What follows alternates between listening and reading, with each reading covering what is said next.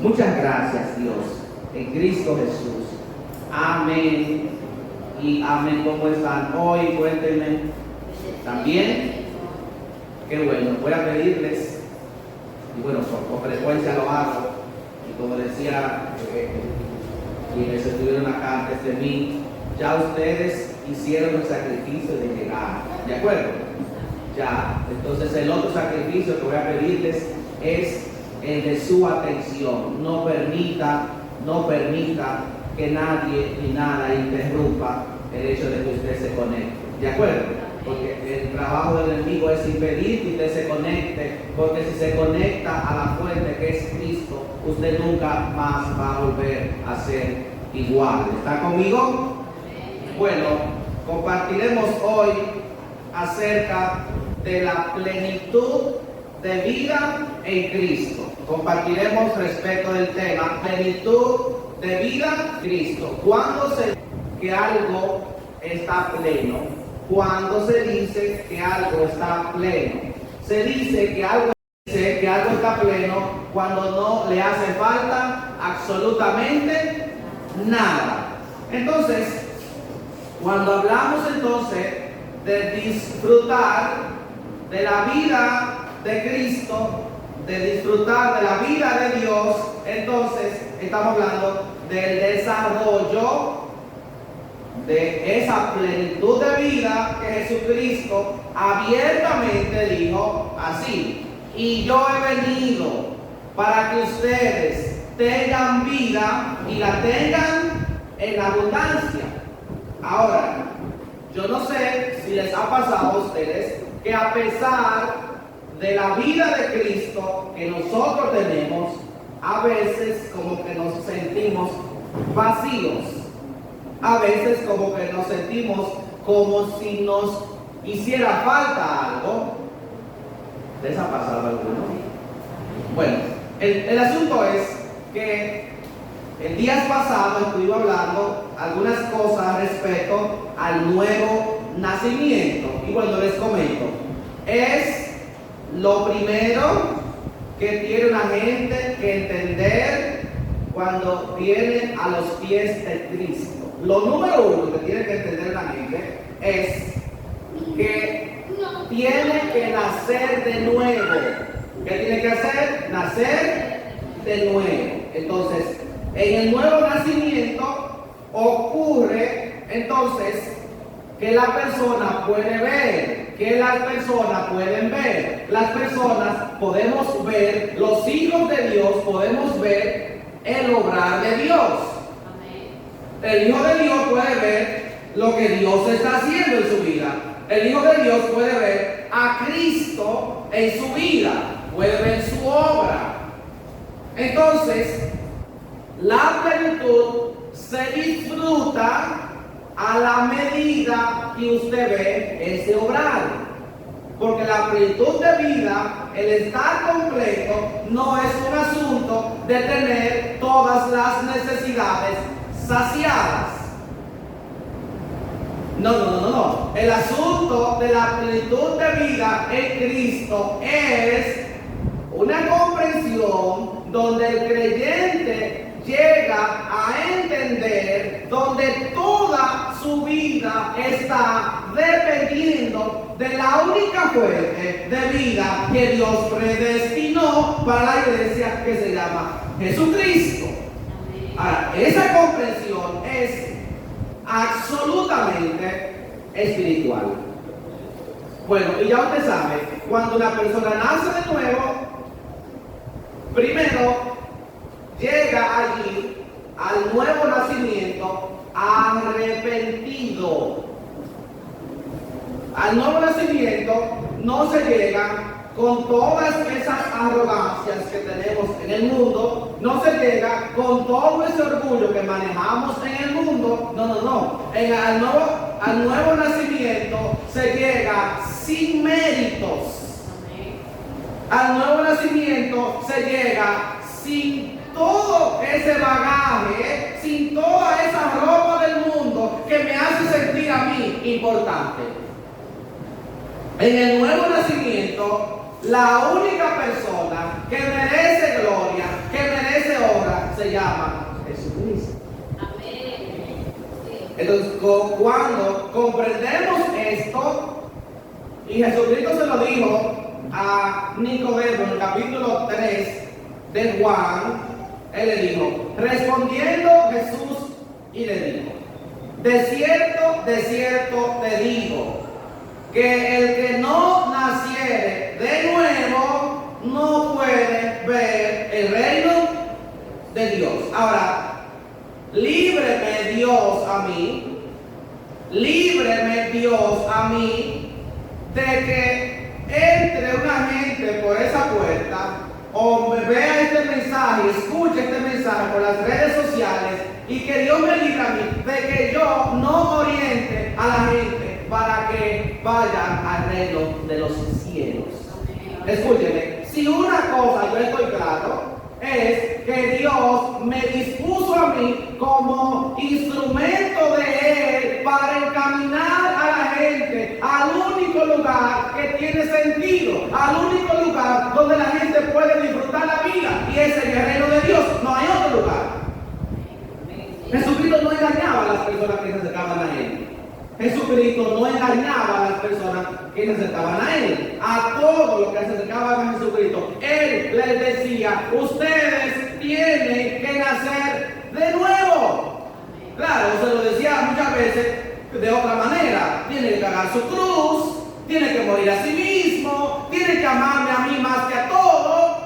Pero eran formas, palabras diferentes para entender una sola cosa. ¿Cuál única cosa? Que la vida del hombre tiene que estar vinculada a Cristo. Bueno, ¿cómo iniciamos entonces?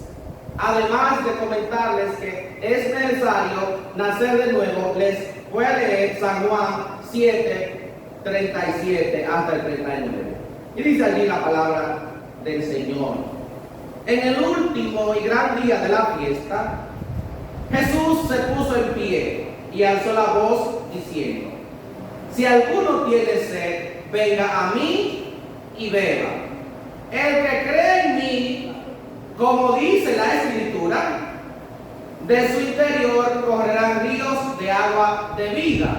Y esto dijo del Espíritu que habían de recibir los que creyesen en Él, pues aún no había venido el Espíritu Santo, porque Jesús aún no había sido glorificado. Primero, les comento, esta fiesta en que Jesús está hablando acá, en que se pone de pies y que alza la voz y todo eso, era una fiesta que hacían los judíos. Era una de las 3 fiestas más importantes que hacían los judíos. De manera particular, esta fiesta consistía en celebraciones, en recordatorio de lo que Dios había hecho por ellos en el Éxodo, en fin. El tema es que al menos obligatoriamente esta fiesta duraba 7 días. 7 días. Los judíos hacían una especie de chozas, como de manera que ellos recordaban allí lo que sucedió en los 40 años que ellos estuvieron caminando hasta llegar a la tierra prometida. Esa choza que ellos hacían debía tener en el techo un espacio descubierto que les permitiera a ellos mirar al cielo, para ellos saber que ahora tienen un estado, tienen un país, pero tienen una tierra, pero que a ellos nunca debería olvidársele que lo que ellos tienen es el resultado de una misericordia que a ellos Dios les dio del mismo cielo. Ellos tenían que saber eso, que estaban celebrando las ayudas, las misericordias de Dios para ellos. Ellos fueron liberados de los egipcios sin pelear, hermano. Ellos no tuvieron que hacer ningún esfuerzo. Simplemente Dios hizo por ellos milagros, proezas, y en un día entonces fueron libres. Amén. El tema es entonces, estimados, que en medio de esta fiesta, pero oigan qué día, el último día de la fiesta, Jesús se pone en pie. Jesús, que no era una costumbre de él, Jesús alza su voz y dice: si alguno tiene sed. Bueno, esta expresión viene porque allí en esa fiesta los sacerdotes descendían a un estanque que se llamaba el estanque de Siloé. Ellos buscaban agua de allí y la ponían en el altar, y con frecuencia de esa agua que ellos buscaban, ellos esparcían agua sobre el pueblo. Cuando el pueblo estaba en algarabía, ellos esparcían agua. Entonces, mientras más algarabía tenía el pueblo, ellos echaban más agua. Y la gente entonces tenía una idea de que esa agua era la presencia del Señor. Escúcheme, la gente comenzaba en danza a celebrar una fiesta, pero esa agua traía entonces sobre esa fiesta una especie de algarabía. Y el que le tocaba un poquito de esa agua se ponía, hermano. Y Jesucristo se pone en pie y le dice: si alguno tiene sed. ¿Qué Jesucristo estaba diciendo allí? Ya ustedes han participado en la fiesta, ya ustedes muchos recibieron de esa supuesta agua. Sin embargo, aquí estoy yo para aquellos que eso no les sea suficiente. Está la verdadera agua, la verdadera fuente, es Cristo, y estaba delante de ellos. Amén. Escuchen, la expresión que dice: si alguno tiene sed, eso no implica, por supuesto, que algunos sean saciados. No, ahí nadie era saciado. Ahí nadie quedaba satisfecho. Ahora, ¿qué era lo que estaba pasando? Que muchísimas personas iban a ver a Cristo y no le iban a dar la debida atención. Y por eso él dice, esto comienza primero usted sabiendo que lo necesita a Él. ¿Usted sabe cómo comienza esto? Usted sabiendo que lo necesita a Él. Y yo me hago una pregunta acá. ¿Usted sabe que lo necesita a Él? Por eso el texto dice: si alguno tiene sed, venga a mí. ¿A quién? A Cristo. Gloria a Cristo. Entonces la plenitud de vida no está fuera de la persona de Cristo, está en Cristo. Siempre ha estado en Cristo. Ah, pero pastor, es que yo tengo a Cristo, pero yo me siento vacío. Mire, siéndole honesto, eso puede suceder. Sin embargo, tenga la conciencia de que cuando Cristo vive en una persona, esa persona está completo y está saciado. Lo que pasa es que nuestro sistema está compuesto por el espíritu, el alma y el cuerpo. Y usted tiene que saber esto que yo le voy a decir. ¿Qué? Cuando Cristo viene a nosotros, llena a plenitud el espíritu, y la renovación inmediata que sucede en nosotros sucede en el espíritu. ¿Estamos de acuerdo? Sin embargo, a partir de ese momento, a usted y a mí está supuesto a gobernarnos el Espíritu de Dios. Una vez eso sucede, comienza una transformación en el alma. ¿A dónde?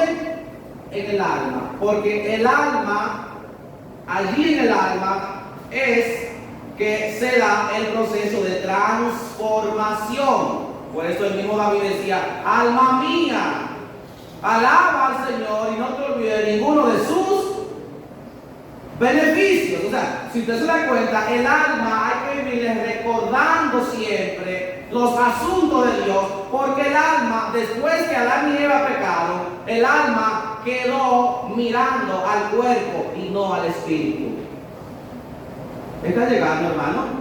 El alma, después que el hombre pecó, quedó mirando al cuerpo y no al espíritu. Y ahí queda el detalle. Cuando Dios se aparece entonces para hablar con Adán y Eva, ¿qué sucede? Que aquel hombre que tenía comunión con Dios desde que peca y Dios se aparece, ¿qué hace? Esconderse de Dios. ¿Qué hace la gente cuando está en pecado? Se esconde de Dios porque sabe que a Dios no le agrada eso. Entonces el vínculo, la vida que se nos fue dada a nosotros fue la vida de Cristo para que sea restaurada esa relación y junto con esa relación entonces nosotros podamos otra vez disfrutar de la plenitud que es Cristo en nosotros. Entonces, cuando Cristo viene a nosotros, ese sentido de vacío, ese sentido de soledad, ese sentido de rechazo sale de nosotros. ¿Y por qué? Porque Él lo llena todo. Cristo lo llena todo. Ahora,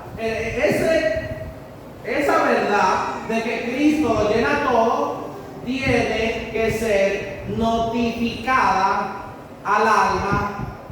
Entonces el alma, escúcheme, el alma tiene que ver con las emociones, con los sentimientos. Entonces el alma envía esa información al cuerpo para que el cuerpo se manifieste, porque el alma tampoco tiene contacto con el mundo exterior.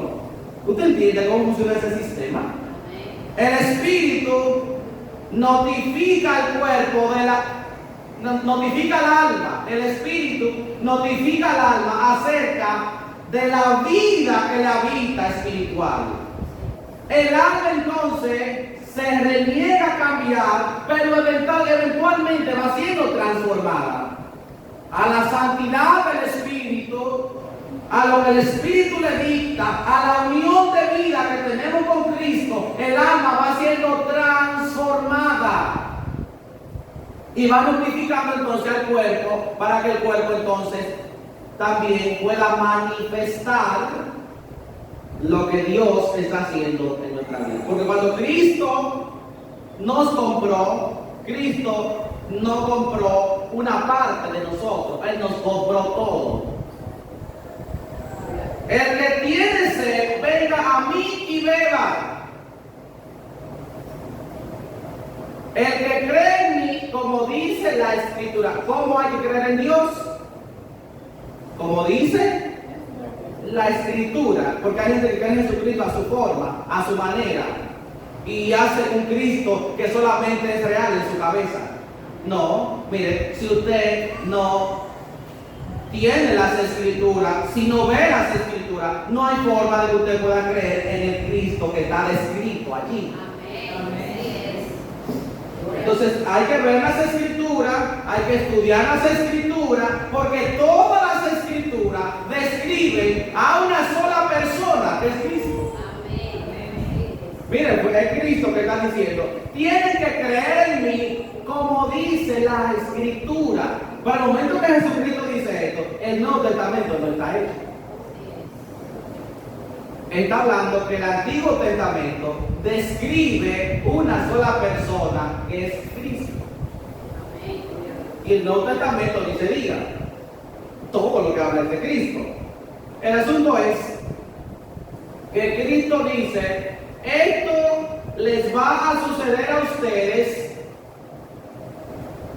luego de que yo sea glorificado. Cristo habla de su glorificación y está hablando de la resurrección después de la muerte. Cristo dice, esto que les estoy diciendo le va a pasar después que yo sea glorificado. Ahora, todos sabemos que ya Cristo fue glorificado, ¿cierto? Como Cristo fue glorificado, entonces no hay ninguna razón para que nosotros no tengamos esa fuente de agua de vida que nos habita a nosotros y que no nos deja estar ociosos y que no nos deja estar sin frutos. Amén. Mire, Jesucristo hablaba directamente del Espíritu Santo que se manifestaría tras su muerte y que lo hizo días después de su resurrección y que está descrito ahí en Hechos capítulo 2. Jesucristo dijo también en San Juan 14:23, respondiendo Jesús y le dijo: el que me ama, mi palabra guardará y mi Padre le amará, y vendremos a él y haremos morada en él. Luego, en el capítulo 16 dijo: aún tengo muchas cosas que deciros, pero ahora no las podéis sobrellevar. Bueno, quiero serles claro a ustedes. Cuando Jesucristo estuvo ministrando aquí en la tierra, todavía el Espíritu Santo no había descendido y todavía entonces la vida de Cristo en la gente, en sus seguidores, todavía la vida de Cristo, ellos no la podían entender. Por eso Jesucristo dijo: yo tengo cosas que decirles, pero al momento ustedes no la pueden sobrellevar. ¿Y por qué? Porque Jesucristo hablaba el idioma celestial y todos los seres humanos, sin excepción, hablamos el idioma natural. Voy a repetir: todo Cristo, el Hijo de Dios, vino a la tierra y él hablaba el idioma celestial. Pero todos los seres humanos, no sé ese idioma que hablamos el idioma natural, el idioma de la carne, que nos entendemos entre nosotros.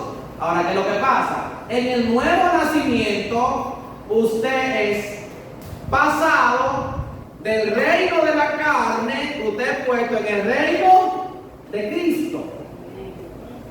¿Estamos claros hasta ahí? Entonces, en el reino de Cristo se habla las cosas espirituales. Pastor, ¿y cuándo yo voy a entender esto? Mira, desde que naces de nuevo comienzas a entender. Amén. ¿Y cuándo voy a nacer de nuevo? Puede ser hoy. ¿Cuándo voy a nacer de nuevo? Puede ser hoy. ¿Qué es el Evangelio? El Evangelio es Cristo diciéndole a la gente que su vida está disponible para que resuciten. Usted ha leído en Jeremías el valle de los huesos secos, donde Dios le dice a Jeremías: Jeremías, mira todos esos huesos, ¿podrán vivir? Y dice Jeremías: tú lo sabes, Señor. Y Dios pone a Jeremías entonces a hablarle a huesos secos. Y mientras Jeremías comienza hablando, entonces los huesos, dice, que comienzan a vivir, comienzan a juntarse, comienzan a echar carne. Y después que se vuelve un esqueleto con carne, le dice Dios, le dice Jeremías: entonces, Señor, no tiene movimiento. Y dice Dios a Jeremías: profetiza la vida. Y Dios entonces le da la palabra a Jeremías. Jeremías profetiza y ellos entonces comienzan a caminar. Y eran multitudes de millares que habían allí. Eso es una figura de lo que sucede cada vez que se predica la verdadera palabra del Señor. Aunque haya gente que no entienda, Dios le va a resucitar, le va a dar vida. Y a veces hay personas que me dicen: pero pastor, es que a veces yo no entiendo nada, y yo también. Esto no es para entenderlo todo, esto es para usted decir: yo no entiendo todo lo que estoy escuchando, pero sé que la vida está en Cristo. Si sabes eso, entonces cada día volverá con una necesidad mayor de aprender algo del reino. Amén. Yo no lo entiendo todo. ¿Y de qué yo hablo? De lo que entiendo. Ahora, yo prefiero, escúchenme, yo prefiero predicarle la única verdad que le da vida a la gente, aunque a veces no me entiendan del todo, que venir a decirle a ustedes un conjunto de normas y de reglas que aunque las cumplan no van a ir al cielo. Mírenme, el evangelio no es un conjunto de normas y de reglas para que el hombre viejo aprenda a parecer cristiano. Nunca Cristo dijo que tenía que parecer cristiano. Nunca, Él le dijo hipócrita a los que solamente querían cambiarlo de afuera. Escúchenme, Cristo le dijo hipócrita a los que solamente querían cambiarlo de afuera.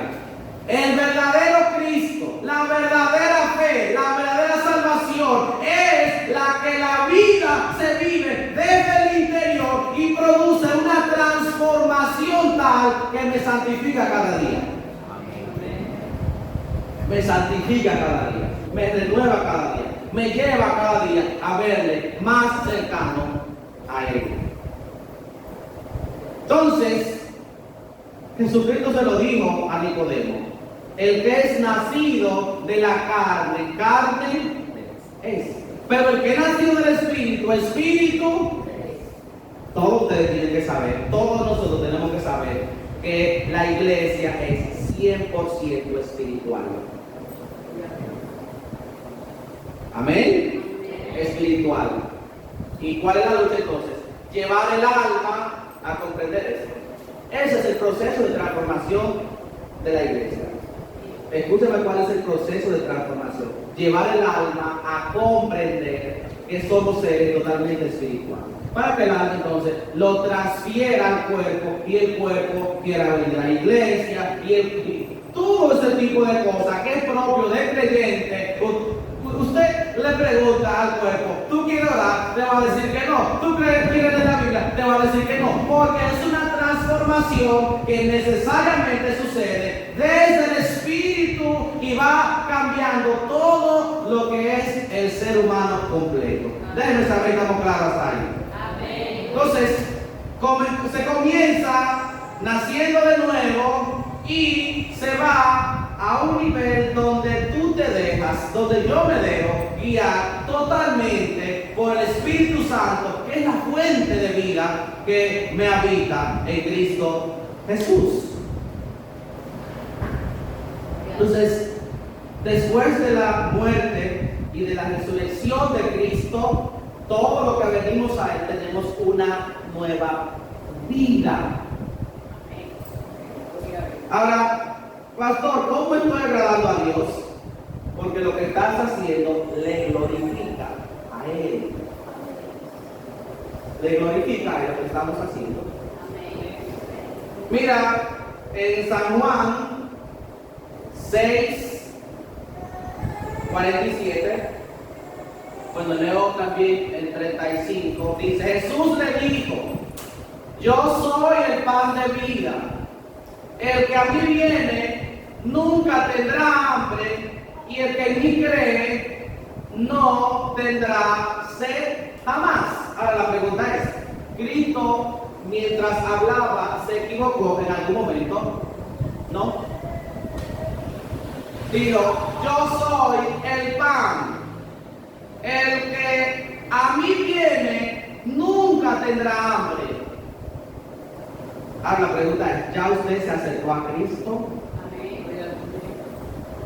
Si se acercó a Cristo, la segunda pregunta, la respuesta es sí. Si usted ya está en Cristo, ¿tienes hambre? No.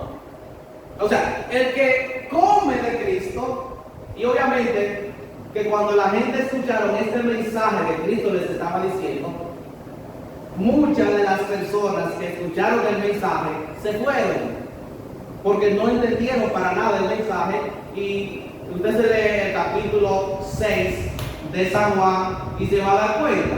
El asunto es que cuando él decía que el que coma su carne, no me estaba refiriendo a ir tomar un cuchillo y tomar, jamás, no fue eso. No.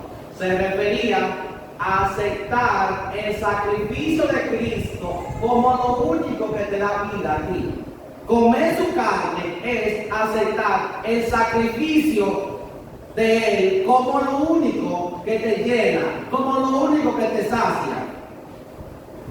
Mas os he dicho que aunque me habéis visto no creéis. Y dice, todo lo que el Padre me da vendrá a mí, y el que a mí viene no le echo fuera.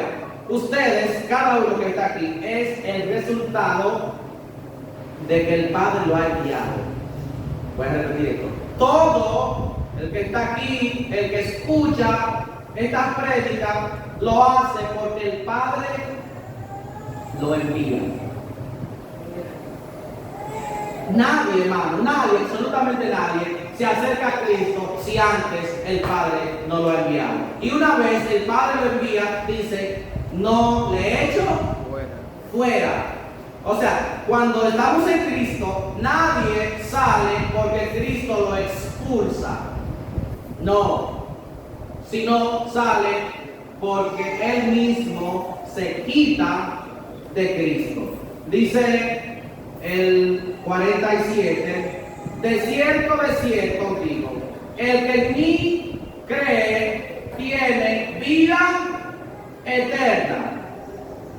El que cree en Cristo, pero ¿cómo hay que creer en Cristo? Como dicen las Escrituras. ¿Cómo presentan las Escrituras a Cristo? Lo presentan como en todo. Esto que les estoy diciendo en su momento, los discípulos no podían entenderlo, sino que lo entendieron después que sobre ellos vino el Espíritu Santo. Dice el 54, el que come mi carne y bebe mi sangre tiene vida eterna, y yo le resucitaré en el día postrero. O sea, que mira, ¿de qué trata entonces la vida de Cristo en nosotros? Mira, trata de que nosotros abracemos tanto el sacrificio de Jesucristo que tú no veas otra cosa que a Cristo. Cuando eso sucede, los padres no tendrán que tener tanta vigilancia sobre sus hijos, porque sus hijos van a querer agradar naturalmente a Dios. Claro, no es que no se haga su vigilancia, hay que hacer su vigilancia, obviamente. Porque la tendencia del mal está todavía en nosotros, no solamente en los hijos, nosotros también. Ok, el asunto es, amada iglesia, que en el libro de Colosenses, capítulo 2, Colosenses, capítulo 2, en su verso 8 dice, miren que nadie los engañe por medio de filosofías y huecas sutilezas, según las tradiciones de los hombres, conforme al rudimento del mundo y no según Cristo, porque en él habita corporalmente toda la plenitud de la deidad, y ustedes están completos en él, que es la cabeza de todo principado y potestad. En él también fuisteis circuncidados con circuncisión no hecha a mano, al echarle ustedes el cuerpo pecaminoso carnal en la circuncisión de Cristo. Ok.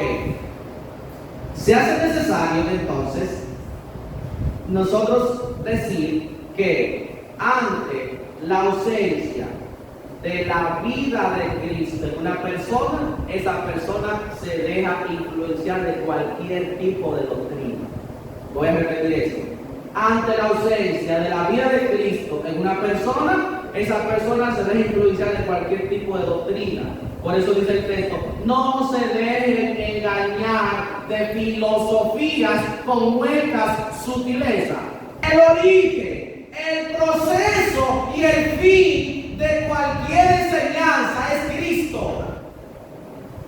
Hay personas que mencionan a Cristo cuando predican, pero no para, oiga cómo, para que Cristo me ayude a mí en lo que yo tengo que hacer. ¿Cómo que? ¿Cómo que? Yo tengo un plan, ¿verdad? Cristo está ahí para ayudarme a mi plan. Cristo, hermano, Jesucristo es antes de la fundación del mundo. Ustedes y yo fuimos creados para la alabanza de la gloria de Cristo. O sea, el plan que tiene que ser cumplido es el plan de Cristo. Pastor, y Él no me va a ayudar en lo que yo estoy haciendo. Bueno, si lo que usted está haciendo, lo está haciendo para la gloria de Él, usted va a ser ayudado. Voy a repetir. Si lo que usted está haciendo, lo está haciendo para la gloria de Él, usted va a ser ayudado. Sin duda que sí. Pero la predicación es el plan de Él. Para que los planes de nosotros, todos nosotros, sean puestos debajo de su plan. Pero la iglesia no puede presentar un plan a Cristo. Mira, Cristo, este es el plan de la iglesia, ayúdame. No. La idea es primero, Cristo, ¿cuál es el plan tuyo? Para que lo que se cumpla sea su plan, porque ni un hombre será salvo cumpliendo el plan personal de Él. Déjenme saber si estamos claros, amados. Entonces, se hace necesario comprender todo esto, porque Jesucristo nos dice, y la palabra nos dice, escúchenme, ya esto no es futuro. Juan hablaba del futuro, porque en ese tiempo la gente no lo entendía. Ustedes date cuenta, la mayoría de cosas que dijo Jesucristo en los evangelios, la gente no lo entendieron. Lea las escrituras para que se dé cuenta. La gente no entendía a Jesucristo. De hecho, cuando Cristo hablaba, después tenía que sentarse junto a sus discípulos a decirles qué fue lo que quiso decir, porque no lo entendían. Ahora, en este tiempo sí lo entendemos. Todo el que nace de nuevo lo entiende. Y escucha cómo lo dice. Ustedes están completos en Él.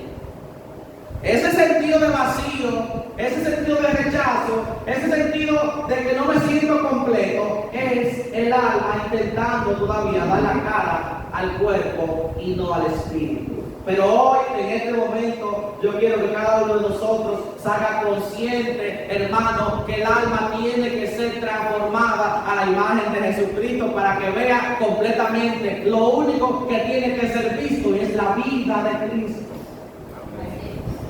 Usted se va a sorprender.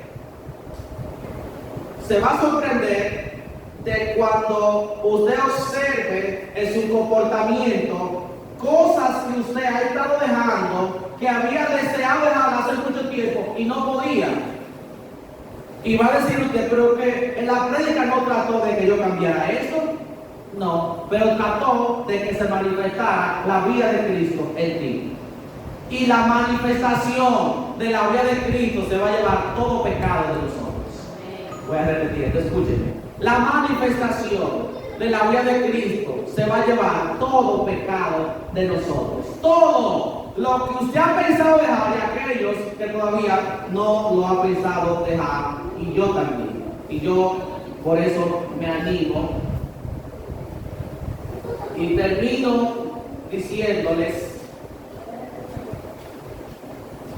a ustedes, Primera de Tesalonicenses 5:23. Y el mismo Dios de paz os santifique por completo, y todo vuestro ser, espíritu, alma y cuerpo, sean guardados irreprensibles para la venida de nuestro Señor Jesucristo. Fiel es Dios el que os llama, el cual también lo hará. Santiago 4:5. ¿O pensáis que las escrituras dicen en vano, el Espíritu que Él ha hecho morar en nosotros nos anhela celosamente? El Espíritu que Cristo ha hecho morar dentro de nosotros nos anhela celosamente. Usted ha estado celoso o celosa por algo o por alguien en algún momento? Que cuando usted ve, por ejemplo, a esa persona que puede ser su amigo, su esposo, su esposa, en fin, usted lo ve hablando con alguien y usted quiere irse a meter a esa conversación, a ver qué es lo que están hablando. Pero fulano es el amigo mío, ya él no me busca, él no me escribe, él no nada. Y eso es un anhelo ardiente.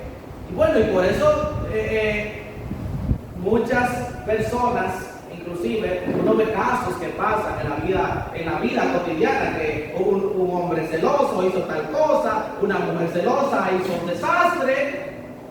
¿Y por qué? Eso es el impulso. Ahora bien, el Espíritu Santo a nosotros nos cela. Cualquier persona que en el caminar por este mundo se puede encontrar haciendo con el cuerpo que Dios le dio, con la vida que Dios le dio, cualquier cosa que no sea agradable a Dios, el Espíritu Santo le va a instar a hacer algo diferente. ¿Les pasa a ustedes? Mire, hermano, toda la persona, cualquier persona en donde el Espíritu Santo habite, cuando está haciendo cosas que no son agradables delante de Dios, el Espíritu Santo se contrista. ¿Y por qué lo hace? Porque Él sabe que está formando en nosotros la santidad de Cristo, la vida de Cristo en nosotros. Y cuando eso sucede, entonces el creyente tiene que volver atrás. Amada iglesia, escúchame. Sí, en la intención de caminar por la vida, hay cosas que estamos haciendo que no le agradan a Dios. Eso no es propio de hijos de Dios. Y te sientes mal, yo también, nos sentimos mal. Entonces tenemos que volver atrás y entonces hacer solo aquella cosa que agrada a Dios. La vida de Dios entonces nos va trayendo por una experiencia, hermano, una experiencia en donde nosotros nunca jamás vamos a ser igual. Sus hijos nunca más van a ser igual. Su esposo nunca más va a ser igual. Usted nunca más va a ser igual, porque la vida de Cristo está siendo tan influyente en usted que el alma y el cuerpo van a tener que adaptarse a la obra de Dios en nuestras vidas. Amén.